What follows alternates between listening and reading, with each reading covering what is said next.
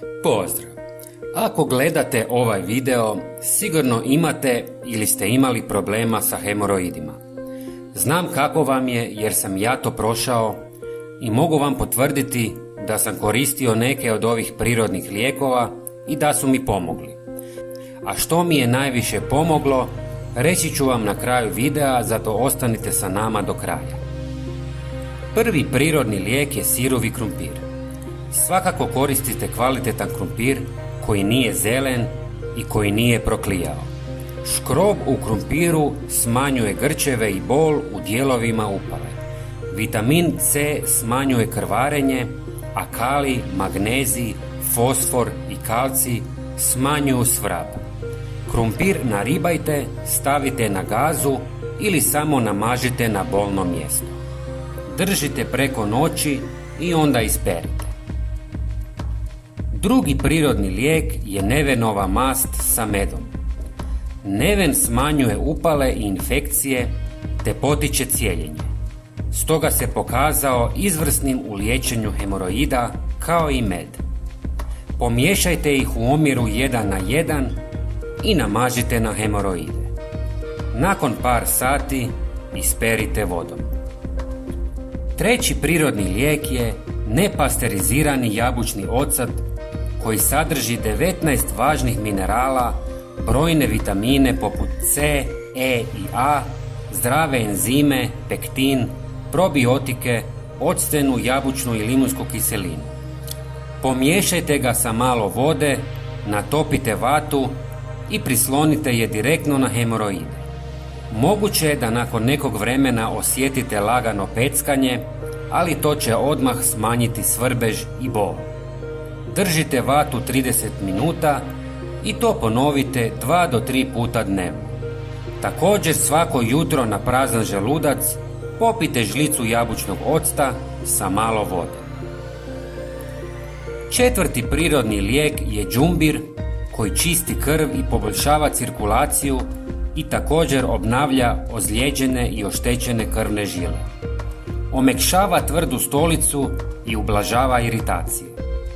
Nasjeckajte jednu žlicu đumbira i prelijte sa 2 decilitara kipuće vode i ostavite da stoji 20 minuta. Čaj pijete svaki dan dok se hemoroidi ne povuku. Peti prirodni lijek je maslinovo ulje koje povećava elastičnost krvnih žila i smanjuje traumu kod izbacivanja tvrde stolice. Olakšavanje defekacije se postiže zahvaljujući nezasićenim masnim kiselinama koje se nalaze u sustavu maslinovog ulja. Nepodnošljiv svrab vrlo brzo nestaje. Svaki dan popijte žlicu maslinovog ulja i stavite ga na vatu i nanesite na hemoroide.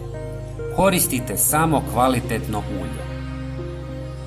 Šesti prirodni lijek je stolisnik ili hajdučka trava koji smiruje crvenilo, omekšava kožu, ublažava bol i neugodu kod hemoroida.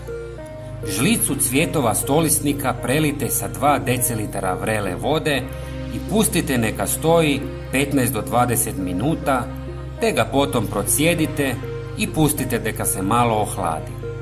Čaj možete piti ili staviti na vatu i prisloniti na hemoroide. Sedmi prirodni lijek je gospina trava sa maslinovim uljem, kantarion. Liječi mnoge bolesti, kako fizičke, tako i psihičke. Od biljke se može praviti čaj, ali i dobro poznato ulje. Ulje kantariona pozitivno djeluje na oštećenja kože, opekline i ubode insekata, a dobro je i za liječenje hemoroida.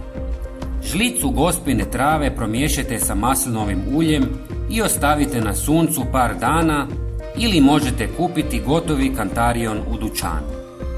Ulje lagano nanesete prstima na bolno područje svaki dan dok se hemoroidi ne smanje.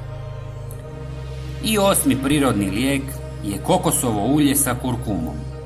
Kokosovo ulje ima jaka protuupalna svojstva što može smanjiti upalu i oticanje, a kurkuma ima protuupalna svojstva, što mješavinu kokosa i kurkume čini moćnom kombinacijom.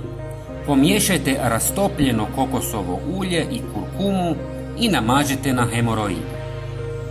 I sada ću vam reći što je meni najviše pomoglo.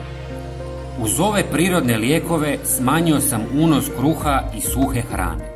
Znatno sam povećao unos vode i hrane bogate vlaknima.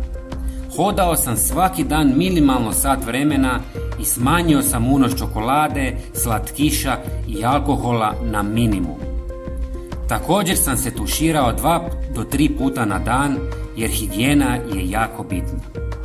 Znam da je sve to teško, ali meni je bilo puno lakše odreći se čokolade nego trpiti bolove od hemoroida.